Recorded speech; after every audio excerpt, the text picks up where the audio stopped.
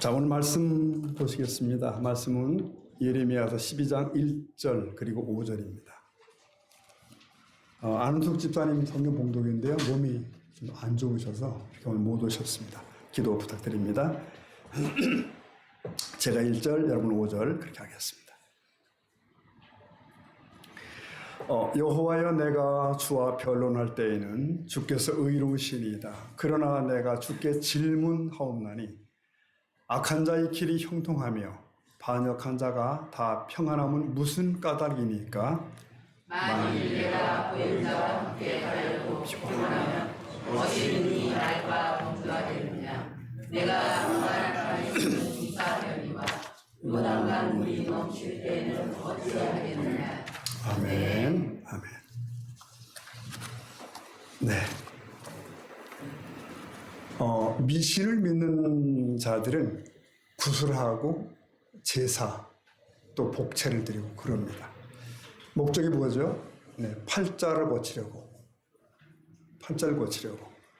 굿 안 하면 재앙이 있을 거야. 아들이 잘못될 수 있어. 사업이 거덜나. 겁박이죠. 공갈입니다. 근데 그거 듣다 보면 그게 믿어져서 그 재앙 면하려고 구슬하게 되고 제사하고 또 복채를 드리고 그럽니다. 그러니까 액땜을 해서 환경을 바꾸려는 거죠. 다 어처구니 없는 짓입니다.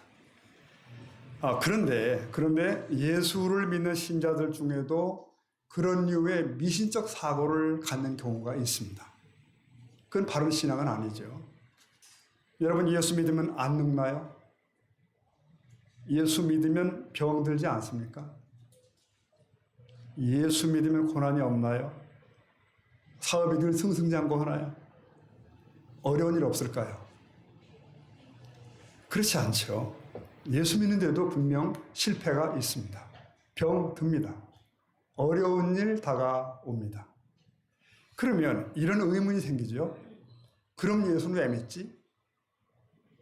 그럼 예수는 왜 믿나? 어떤 이들은 믿는 본능 중에 이런 생각을 하기도 합니다. 예수는 귀신보다 더 센 신이야. 예수 앞에 예배하는 게 더 귀신 앞에 굿하는 것보다는 효과적이지 않을까? 그런 생각. 더 편안하게 살 수 있지 않을까? 사실 그런 기대감을 갖는 이들도 있습니다. 그러나 그것도 바른 예수 믿는 도리는 아닙니다. 그건 사실 성경에는 없어요. 우스개로 내가 복음에는 있습니다. 내가 복음에 나옵니다. 여러분, 예수 믿으면 환경이 바뀌는 거 아닙니다. 기독교 복음은 환경을 바꾸는 종교가 아닙니다. 환경이 아니라 나를 바꾸는 종교예요. 바른 믿음을 갖게 되면 환경이 아니라 내가 바뀝니다. 즉 어떤 환경 속에서도 살 수 있는 나, 그런 나로 바뀐다는 거죠. 그래서 풍랑 속에서도 평화를 누리는 강한 존재가 되는 것입니다. 안타까운 일이지만 교회에 꼬박꼬박 다니면서도 믿음이 없는 사람이 있습니다. 교회에 다니는 것과 믿음으로 사는 것은 분명히 다릅니다. 같지 않습니다. 어떤 사람이 믿음으로 사는지 아닌지 알 수 있는 기준이 있습니다. 바로 이 염려에 대처하는 태도를 보면 안다는 거죠. 환경이 평안할 때는 잘 모릅니다. 그러나 극한 어려움에 처했을 때 보면 그가 보여요. 네, 그가 보이는 것입니다. 그래서 믿음의 반대말은 불신이 아니라 염려와 근심입니다. 우리는 다 염려를 주께 맡기고 싶어 하죠. 하지만 염려하지 않으려고 무진 애를 써도 저절로 염려가 돼요. 그러니까 염려는 노력해서 없어지는 것이 아니죠. 염려는 오직 믿음으로만 없어집니다. 아멘입니까, 여러분? 아멘. 따라서 하나님을 전적으로 믿지 못하면 염려는 절대로 사라지지 않습니다. 우리는 돈 문제, 자녀 문제, 건강 문제, 장래 문제 등 걱정거리가 무지 많습니다. 성경은 염려를 모두 주께 맡겨버리라 라고 하지만 솔직히 그걸 어떻게 맡겨야 되는 것인지 도무지 감이 안 잡힐 때도 있습니다. 그런데 이런 경험 혹시 있으십니까? 도통 안 맡겨질 것 같았던 염려들이 있었는데 돈이 좀 생기니까 신경이 사라졌더라. 갑자기 집에 수입이 늘은 거예요. 그 순간 이상하게 그 염려들이, 그 많던 염려들이 신기하게 사라졌더라고요. 자녀 문제도 돈으로 과외시키면 해결될 것 같고, 건강 문제도 돈으로 수술하면 다 풀릴 것 같고, 장래 문제도 돈만 있으면 무슨 사업을 새로 시작할 수 있을 것 같은, 다 될 것 같은 그런 마음이 든다고요. 이건 우리가 평소에 돈에 대한 믿음을 가지고 있었다는 얘기입니다. 돈에 대한 믿음. 믿음을 가지면 염려가 사라지는 건 사실인데 잘못된 돈에 대한 믿음을 갖고 염려를 잠시나마 있는 거예요. 그런데 그것은 잠시일 뿐입니다.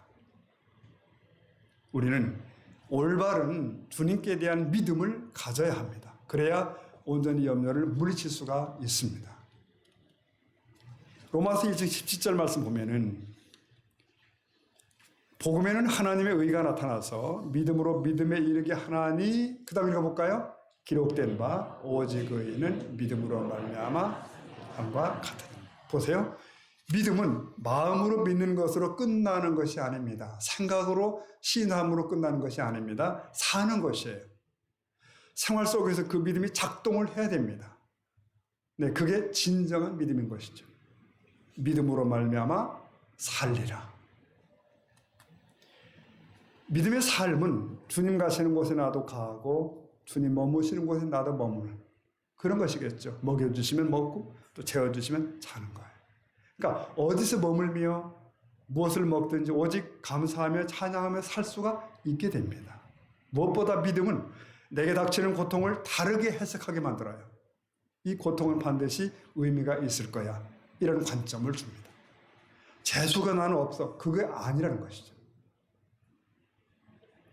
여러분, 지난 8월 한 달 덥기도 했지만 우리 교회 큐티 본문이 예레미야서 있잖아요. 참 이게 힘들고 부담스러운 내용이죠.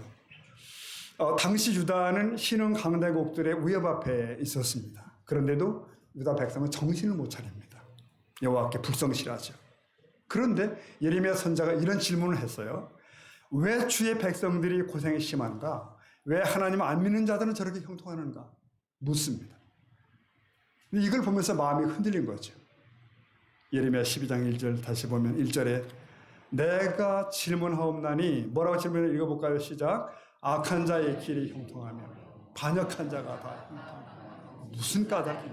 네, 그러니까 예레미야가 둘러보니 악한 자들이 그렇게 형통할 수가 없어요. 저런 반역자가 저 평안하다니 그럴 수가 있나? 그래서 예레미야의 믿음이 송두리째 흔들린 겁니다. 그런데 하나님이 이런 말씀을 하신 거예요. 너 그 정도 보고 이렇게 정신이 혼미하면 더 큰 문제가 오면, 더 큰 시련이 올 때 어떡할래? 그러면서 12장 5절을 던져주신 겁니다. 5절 보면은 하나님 이렇게 말씀하시죠. 만일 내가, 예레미야 내가 보행자와 함께 달려도 피곤하면 어찌 능히 말과 경주하겠느냐? 다 같이 볼까요? 내가 평안한 땅에서는 무사하려니와 요단강 물이 넘칠 때는 어찌. 자, 이 하나님은 이걸 묻는 겁니다. 내가 사람들과 달릴 때 지친다면은 어떻게 말들과 경주할 수 있냐는 거예요. 그러니까 이 말 속에는 중요한 정신이 있습니다. 하나님 말씀하시기를 나는 내가 말과 경주에서 이기는 자가 되기를 원한다는 거예요. 그래서 연단한다는 거예요. 그래서 이 사람들과의 경주는 문제도 되지 않은 자로 너를 세우겠다는 겁니다. 이어진 말씀도 마찬가지예요. 내가 평평한 땅에서도 넘어진다면 요단 강가의 덤불 속에서는 어떻게 되겠냐? 허나 강가의 덤불에서도 거침없이 걸을 수 있다고 한다면 평평한 땅에서는 더 당당하지 않겠냐? 이 실력의 업그레이드가 내게 필요하다는 겁니다. 여러분, 공부 못하는 애들에게는 시험 문제가 다 문제거리예요. 시험 문제에 따라서 결과가 달라지거든. 그러나 정말 준비된 아이는, 실력 있는 아이는 어때요? 어떤 문제가 나오든 상관이 없는 거죠. 여러분, 예수 믿으면 쉬운 문제가 나오는 것이 아닙니다. 어떤 문제가 와도 다 풀 수 있는 실력을 갖추게 됩니다. 그것을 하나님이 원하시는 거예요. 그렇게 우리의 남은 날들을 이끌어가고 계십니다. 여러분, 우리는 아브라함을 믿음의 조상이라고 부르죠. 그런데 그 아브라함이 처음부터 믿음의 실력이 있었던 거 아닌 거 아시죠? 우상이나 섬기던 땅, 우르에 살던 그를 하나님이 끄집어 내십니다. 그러면 그를 가나안에 갖다 데려놓으면 끝난 거 아니에요? 근데 그게 끝난 게 아니에요. 사실 그때부터 믿음의 사람으로 만들어져 갑니다. 그래서 아브라함은 온갖 우여곡절, 우여곡절을 다 겪어야 돼요. 그러면서 창세기 22장까지 갑니다. 22장. 하나님은 22장에서 고난도의 시험 문제를 내지 않습니까? 뭐죠? 네 아들 독자 이삭을 좀 바쳐봐라. 우리는 이 부분을 대충 넘어가지만 그 본인 당사자는 만만치 않았겠죠. 어떻게 보면 하나님은 좀 짓궂으신 부분이 있어요. 아브라함아, 내 아들, 내 독자 이삭을 좀 바쳐라. 아니 콕콕 계속 집을 건 뭔지 꼭꼭 집어요. 그 애를 제물로 내게 내놔라. 이게 아버지로서의 아브라함의 충격을 주지 않았을까요? 제가 이 부분을 묵상하다가 떠오른 장면. 오래전 여름에 애들을 데리고 고향에 갔죠. 방학 때인 것 같습니다.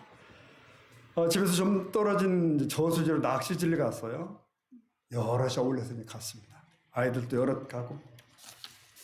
이 큰애가 초등학교 들어가기 전이었다고 기억을 합니다.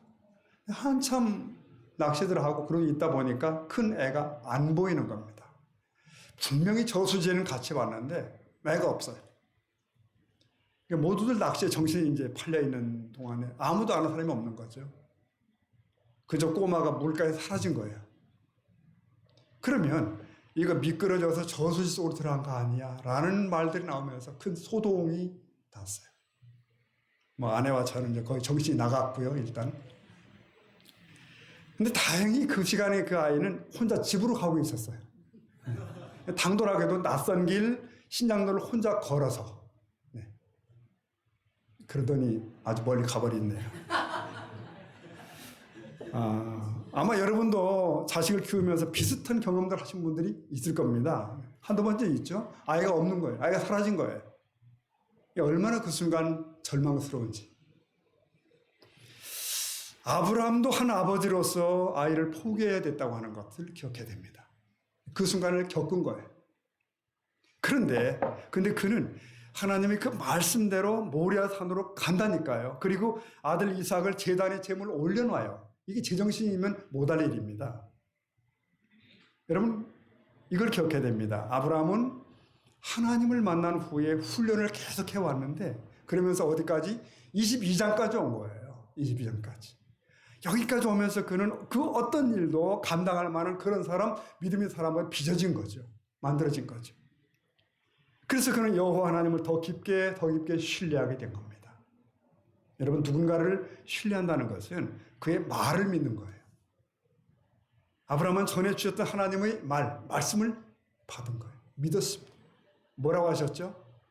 하나님 말씀하시기를 내가 너로 큰 민족을 이루게 하리라. 내 후손이 하늘의 별과 같이 많으리라. 자, 그렇게 되려면 이 말이 성취되려면 어떻게 돼야 되죠? 이 아들 이삭이 죽으면 안 되죠. 사라지면 안 되는 겁니다, 이건. 그러니까 아들을 제물로 드려도 이 아이를 하나님은 어차피 살리신다는 거죠. 살리실 수밖에 없어. 여기에 흔들림 없는 믿음이 있습니다. 그게 아브라함이 그 순간 가진 믿음이에요. 그래서 이삭을 제단 위에 올려놓은 거죠. 제단 위에. 그날 하나님은 아브라함에게 훈장 같은 칭찬을 하십니다. 22장 16절 보니까 하나님 말씀하시기를 아브라함아 내가 이같이 행하여 내 아들 내 독자도 아끼지 아니하였은즉 18절 읽어볼까요? 또 내 씨로 말미암아 천하 만민이 복을 받으리니 이는 내가 나의 말을 준행하였습니다. 여러분, 그렇게 해서 아브라함이 소위 믿음의 조상이 되는 겁니다. 그리고 여러분, 아브라함이 그 아들을 드렸던 그 현장 거기에 하나님은 훗날 그 모리아산 위에 당신의 독생자를 제물로 내놓으십니다. 그래서 그를 믿는 자들을 다 구원하시게 되는데 온 천하 만민이 복을 받으리라. 성취가 되는 거예요. 구원의 복. 자, 시선을 좀 돌려서 유다왕 히스기야를 생각해 보십시오. 유다 왕 히스기야 선한 왕이죠.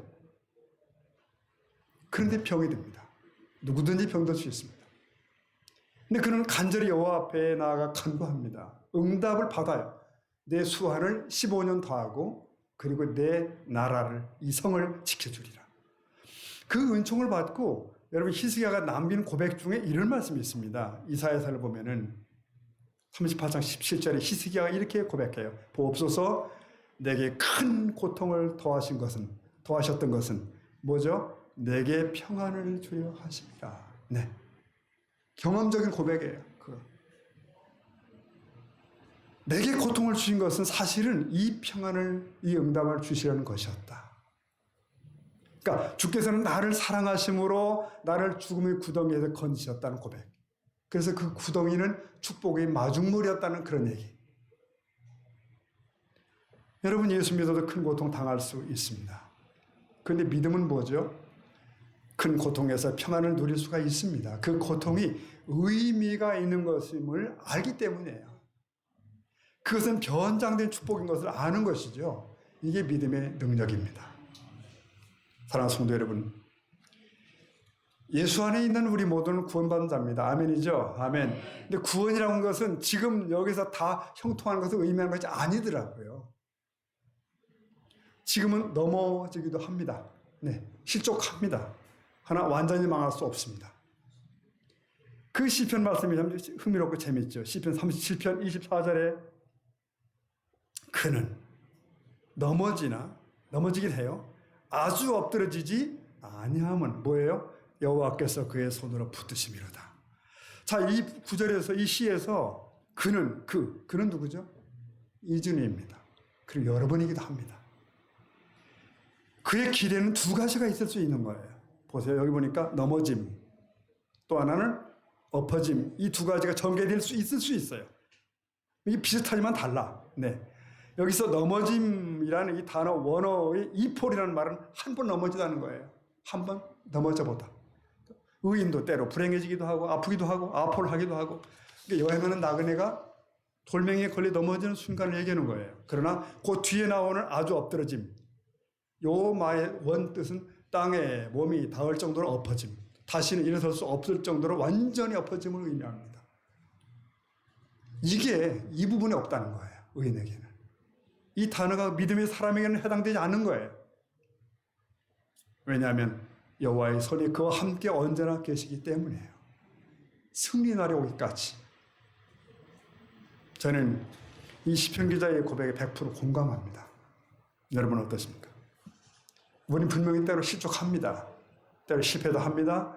실족함 없이 여기까지 온 분이 어디 있겠어요? 그러나 아주 엎어지지 않도록 그 순간마다 주께서 강한 손으로 붙들어 주신 줄 믿습니다. 저는 뭐 사소한 거라도 난감한 순간이 이렇게 낙심스러운 일이 있으면 혼자 그렇게 좀 중얼거립니다. 그래도 피할 길은 주시더라. 네, 이게 시편 기자의 믿음이었어요. 그 저희 믿음입니다. 성도 여러분은 그래요. 궁궐이든 초막이든 상관이 없습니다. 불구하고 내게 주신 구원, 내게 주신 믿음 때문에 늘 평안을 유지해야 되는데 이게 믿음입니다. 그런 모습은 아브라함뿐만이 아닙니다. 성경에는 아브라함을 본받은 믿음의 거장들이 참 많습니다. 예컨대 다니엘은 원수들이 모략으로 사자굴에 가잖아요. 다니엘을 아끼던 왕은 걱정되어가지고 밤새 잠을 못 이루죠. 근데 오히려 사자굴 속에 있던 다니엘을 편안히 담담하게 아침에 걸어 나오죠.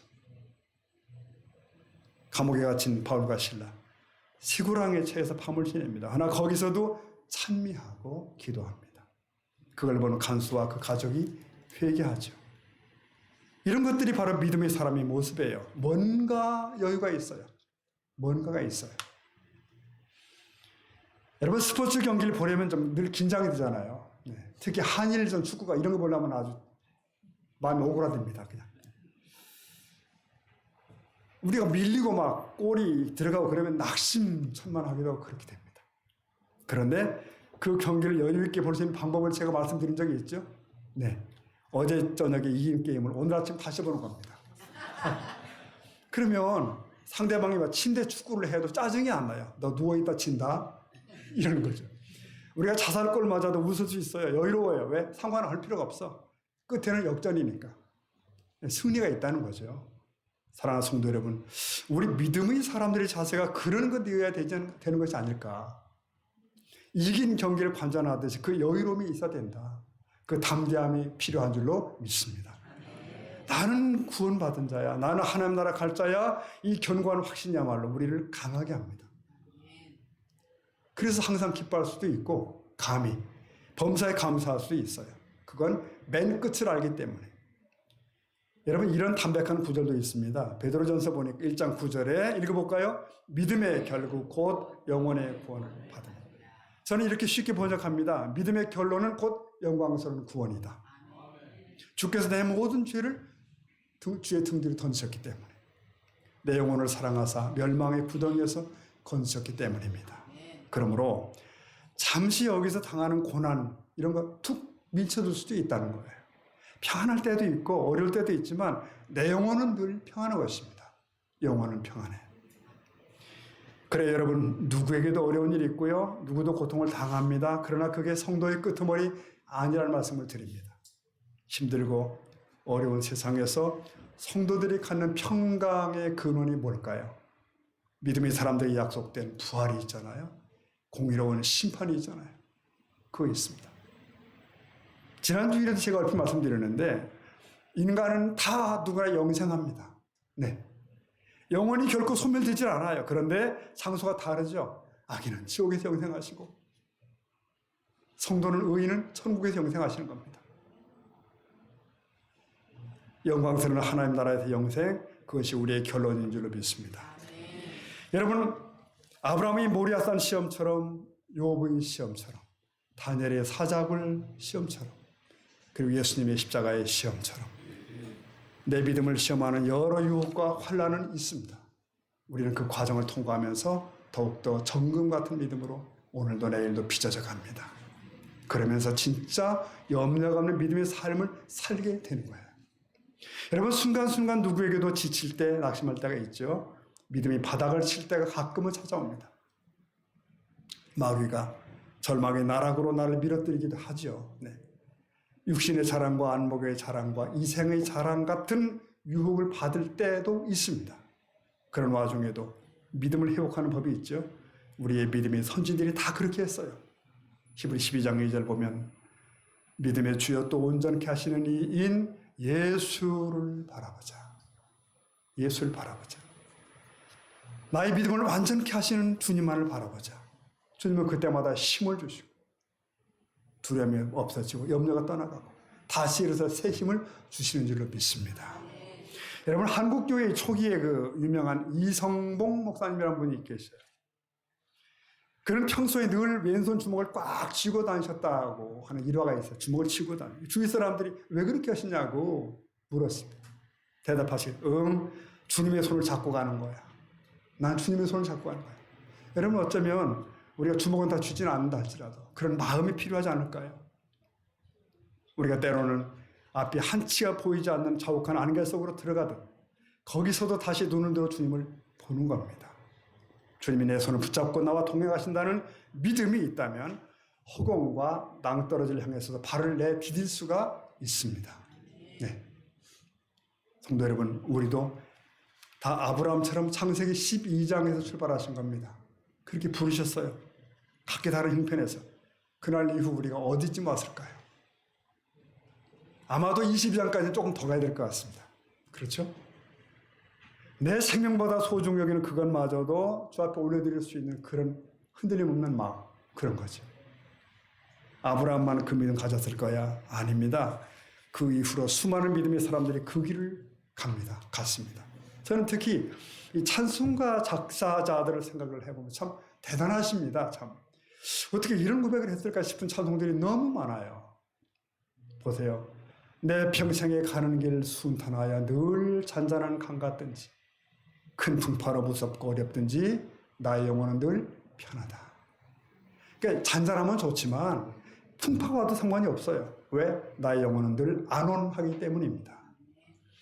높은 산이 거친들이 초막이나 궁궐이나 내 주에서 모신 것이 그 어디나 한나라. 궁궐에 살면 좋지요, 여러분. 일부러 괴롭게 할 필요는 없습니다. 그러나 궁궐이나 초막이나 난 상관은 않겠다. 상관없다. 주님과 함께하니 그 어디나 한나라다. 이게 믿음의 능력인 줄로 믿습니다. 어디든지 예수 나라를 이끌면 어디든지 예수와 함께 가려네. 어디를 가든지 겁낼 것 없네. 어디든지 예수와 함께 가려네. 그렇죠, 여러분. 믿음은 우리에게 어떤 형편, 어떤 처지에서도 그 평안을 누릴 능력을 주는 줄로 믿습니다. 이런 믿음의 사람은 어떤 사람일까? 네, 예수님 말씀에 의하면 포도나무에 붙어있는 가지와 같은 자가 그런 사람이에요. 중국 선교로 유명한 허드슨 테일러라는 분이 계십니다. 그가 1869년 선교지에서 막 좌절하고 낙심하고 낙담하게 쓰러졌어요. 몸과 마음 지치고 탈진하고. 여러분 탈진의 경험이 있으시죠? 근데 그렇게 된 이유는 그 순간까지 자기 힘으로 자기 능력으로 이 선교 사역을 뭔가를 이루어보려고 몸부림을 친 겁니다. 발버둥을 친 거예요.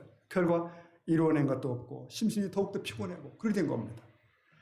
이때 탈진해 있는데 친구 메카시 선교사로부터 편지가 온 겁니다. 그리고 그 내용은 이런 거예요. 믿음의 삶은 자기가 애쓰고 발버둥 치는 것이 아니라 신실하게 주님을 그저 의지하는 것이다. 그저 의지하는 것이다.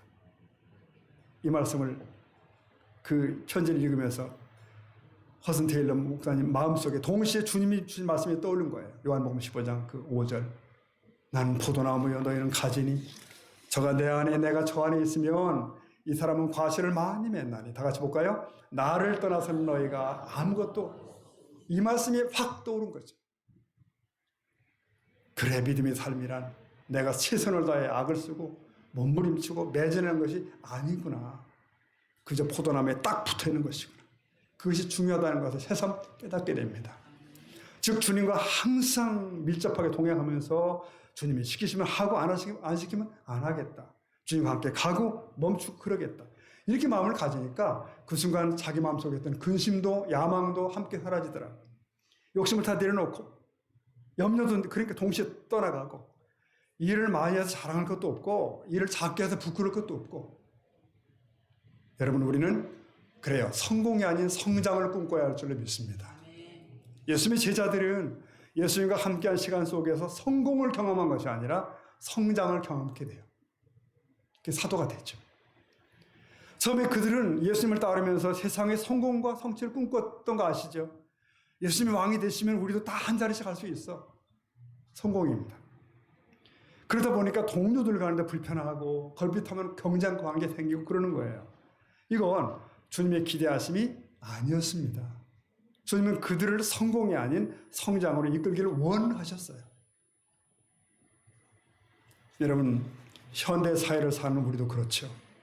자신도 모르는 사이에 성공을 향한 경쟁에 뛰어들어서 살고 있습니다. 그리고 성공을 위해서 오늘도 원하지 않는 노력을 강요받아요.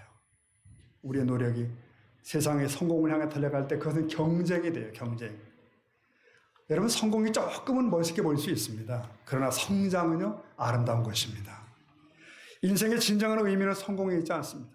매일매일 성장하는 과정 가운데 있습니다. 특별히 믿음의 여정은 성공을 향해 가는 것이 아닌 성장을 향해 가는 것입니다. 자, 오늘 말씀을 이렇게 매듭하겠습니다. 사랑하는 성도 여러분, 우리 그리스도인들은 성공하는 사람이 아니라 성장하는 사람이 되어야 합니다. 더 온전한 믿음을 향해 나아가는 사람. 이 사도 베드로는 당대의 성도들에게 이렇게 권고합니다. 베드로후서 3장 18절 말씀 보면은 읽어볼까요? 시작. 오직 지식에서 자라가라. 아멘. 우리 시스만 가족 여러분, 우리 여정은요 자라가는 날이어야 될 줄로 믿습니다. 교회 생활도 성공이 아니고 경쟁이 아니죠. 성장해야 됩니다. 함께 자라가는 거예요. 성장만큼 아름다운 것이 없습니다. 성공이 아니고 성취가 아니고 성장입니다. 우리 모두 실력 있는 믿음의 사람이 되십시다. 주께서는 우리를 고통 속에 때려 내버려 두기도 하시죠. 그러나 그때에도 그 속에서 평강을 누릴 권세를 주십니다. 고난 중에도 찬송할 수 있습니다. 힘들수록 더 하나님 붙들고 가자는 거죠. 시선을 맞추고 급기야 세상에 감당할 수 없는 자가 되는 것입니다. 여러분 환경을 뛰어넘는 믿음, 그 끄트머리에는 주님이 주는 승리가 있습니다. 마침내 승리. 한번 따라 하실까요? 마침내 승리. 네, 그것이 우리의 것일 줄로 믿습니다. 아멘.